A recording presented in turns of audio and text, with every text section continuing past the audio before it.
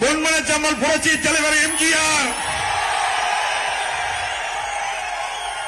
இதயம் புரட்சி தலைவி அம்மா இருவரும் தெய்வங்களை வணங்கி கோபிச்செட்டிப்பாளையம் நகரமே அதிர்கின்ற அளவுக்கு, குலுகின்ற அளவுக்கு,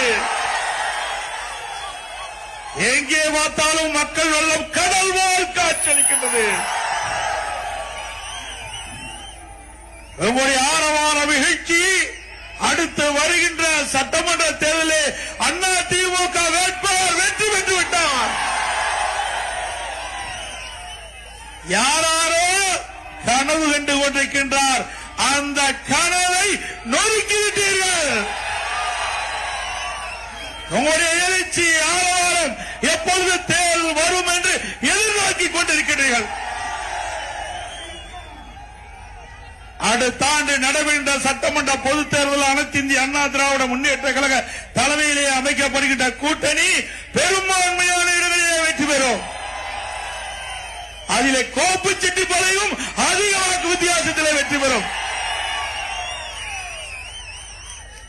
2026 சட்டமன்ற தேர்தலில் அண்ணா திமுக பெரும்பான்மை இடங்கள் வெற்றி பெற்று தனி பெரும்பான்மையோடு ஆட்சி அமைக்கும்.